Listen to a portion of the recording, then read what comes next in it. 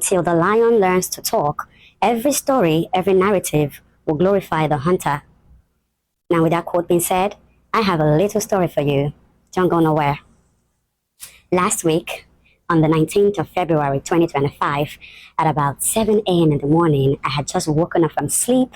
I was in the middle of my meditations when suddenly my younger brother, EKE, began calling my phone. And because it was too early in the day to make connections with the outside world, I deliberately ignored his call and continued with my formation, promising myself to call him back. But then, barely 30 minutes after I ignored his call, my youngest brother, Ahanna, began to call my phone too.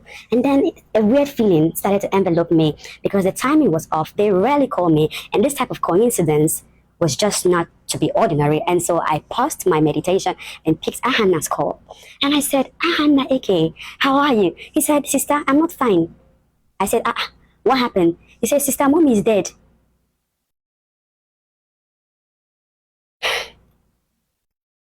In that moment, I felt cold chills on my body.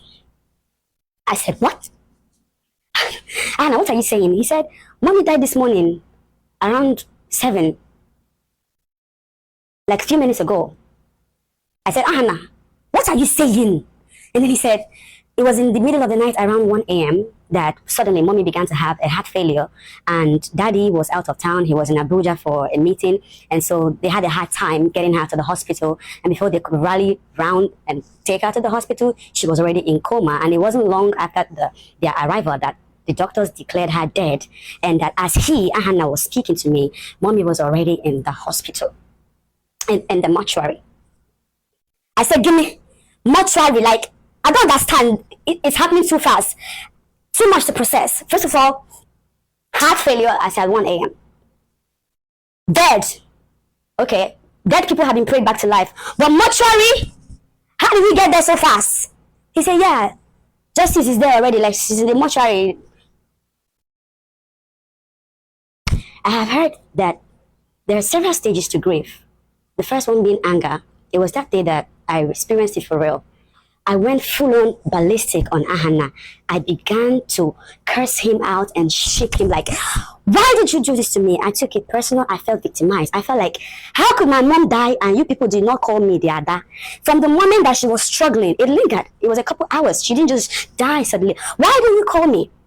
As if calling me would have done a lot. Although, my faith is so strong that a lot could have happened, to be honest. Because at about that time that they said she was struggling with her heart, I was awake here in my house. Around that time, I was awake and I was praying, speaking in tongues for a daughter of mine who was in surgery room right about that time.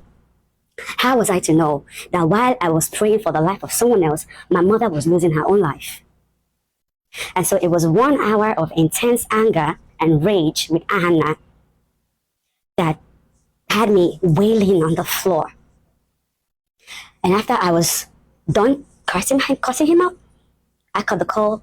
My other brother, the one that was calling before Ahanna, he called me and I maintained the rage with him. I told him, you did this to me. And after I cut them off the phone, I sat on the floor and I began to think about my life. Think about how, whoa, yet again, another harsh reality of life just hit me. And I was forced to take my own medication, those advices that I give out to people freely as a mental health advocate. Life came reminding me, yeah, it is what it is. Feel the feelings, but don't become the emotions. You can choose to respond to her death or you can react. Whichever one you choose will determine how you will navigate through this loss. Grief is a heavy emotion. As a mental health advocate, I have made many videos, gone on many seminars, had several speaking engagements where I have severally narrated the many triggers of mental illnesses in people, one of which is loss of a loved one. So I was reminded subconsciously that if you don't take time, you might disconnect again. And I know where I'm coming from. After 2 major health crisis that had me gasping for my own life and that had me struggling with a redemption of an image, a reputation that was ruined as a resultant effect of that crisis. And so I began to breathe in and out. I began to breathe in and out. I suddenly remembered all the many trauma responses that I had read and developed for myself. I suddenly remembered that for me, privacy, secrecy is my healing chamber. I always say that the only energy that I tune into, the only frequency that I identify with is congratulations, anything that is exciting. And so I propose in my heart not to let the news out. Because come to think of it, what has telling the general public about the sudden demise of my mom got to do with my healing? Especially in that moment when the news was still fresh. So that what will happen exactly? So that the whole world will start to what? Flood me with sad messages on top of the sadness I was feeling? No. I felt like, no. I will cry, but you're never gonna see me cry. And no, you're never gonna tell me sorry. Don't tell me sorry. It's already a sorry situation. I'm sorry my mom died. Mommy, I'm sorry you died. But don't tell me sorry because somehow my emotions cannot handle being put or seen in a sympathetic light. It's a mind thing. And remember, I'm not like you. I'm wired differently. How you will react is not how I will react. And so I didn't post the death of my mom, but I was mourning. Eventually, when I was able to put myself together, I made a post that reflects loss. If you scroll down my Instagram and Facebook, you will see the very next day, being the 20th of February, that I posted several videos, but the first one and the first slide is the one where there are individuals in tremendous pain and anguish and sorrow, and they're wailing out like, ah! And then you see a figure, it's a graphics like Jesus, holding on to them, comforting them. And in my caption, I did say that let the Lord our God bring healing today that physically and emotionally in pain. That post was in reference to my mom. No, I didn't have to put her picture so that people will know she's dead. Now, I have come to know that just because I didn't post, and just a few days ago on Sunday, the news of what happened last week eventually made it out, and some of you think that the little demons in you will come to trigger my peace. It's not going to happen. I won't let you. I've done a lot of healing to be at this point of peace and clarity that I am right now. You don't have the powers to trigger me. This is a brand new me. I think differently right now. I behave differently. My mindset has faced a paradigm shift. You will have to get to know me again. It's my mom. It's our loss. It's not your loss. When did this whole public validation thing become such a norm in our society that I have to bend to the dictates of society? I always say that I'm non-conformist. I am non-conformist. These rules, laws, they were man-made, and as pretty as some of them sound, they were made to put man in check, but some of them don't work for some of us. So what do? We break that mold. We were not made to fit into that mold. So I see the news of my mom's death trending, and some people are coming to my page, writing all kinds of stuff. Let me tell you something. I would have been mad at you if I didn't already feel sorry for you. You know why? You are beneath me, your accusations are baseless, and you are very inconsequential right now. I post from a happy place because I'm a happy soul. So you always see me identify with happiness. The losses that I encounter, I channel it inwardly, learn my mistakes, and move on in silence. But the good thing about this experience that I have gathered in the past days is that, number one, situations will expose how people really feel about you. In the past, you bloggers in Nigeria especially have made a habit of wrecking my image. And it hurt the most then because I know how hard I worked to become this name that y'all mess with right now. And I did operate, I currently still do, operate from the mindset that silence too is a form of response. So because I didn't speak up for myself with all the many false untrue narratives that you have had to give out to the public about me, it never meant I didn't know what to say or that the truth was not inherent in me. It just meant I was too classy. I didn't want to condescend that low. But now also I know that while silence can be a form of response, expression too is also a response. So this video is to tell you that, listen, it's not everything that has to do with me that I will put out at the time you expect me to. My life is my life. I am the captain of my own ship, master of my own fate. I'm so glad that being away from public eye has given me room to heal, cry, and I'm starting to recover on the loss of my mom. And let me tell you this for free.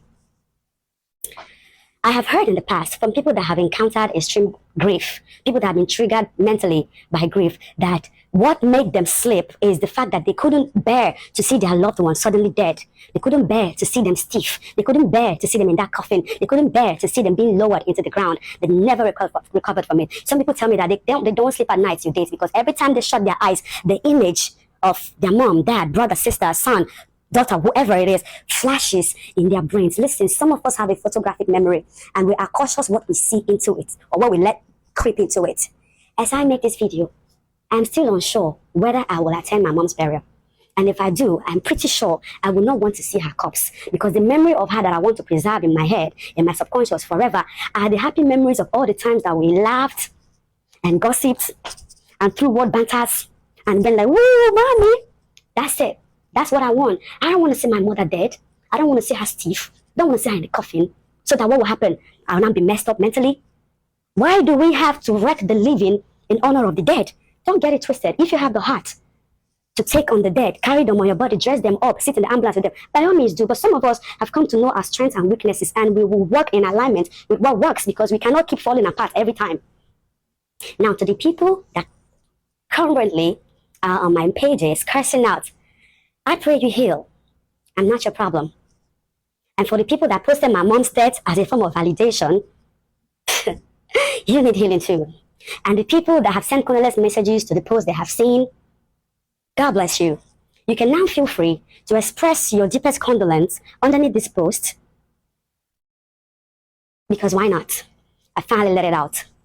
May the gentle soul of my beloved mother, Barrister Nneka Elizabeth, EKE, my best friend,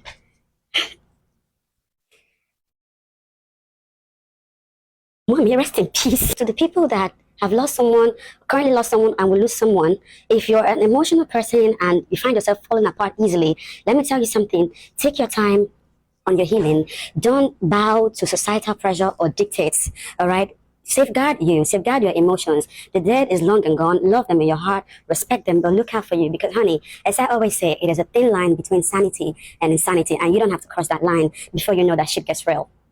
My name is Chacha, and I am a mental health advocate. I brought you this message in my capacity as the founder, Meticulous People Foundation. My mother, must be my mother. My mother, coming by, coming by, if you want, coming by, coming by. Sometimes I wonder how Nigerian celebrities cope, where people just sit down, cook up lies against them.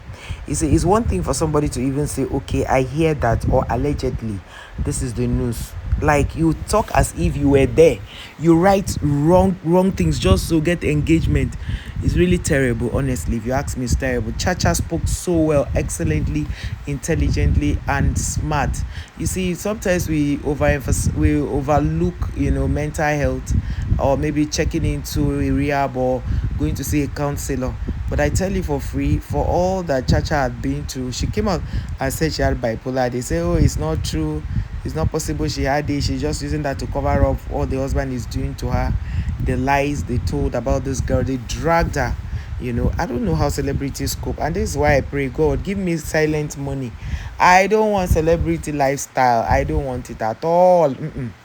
That's not the kind of money I want. I just want a calm life. I don't know how to explain it. So it's really sad that somebody will sit down and use the death of a parent to drag a celebrity or even drag anybody. It doesn't make sense. When I saw these news, I went to her page to watch it. I'm like, what is this? Can people be this cruel? So a lot of Nigerians reacted as they saw the news. They went to watch her own, because when they saw the cute Julie's, writing about Chacha, they decided to go to her page to see what Chacha's response would be. And after dragging her, people began to react. Thank you.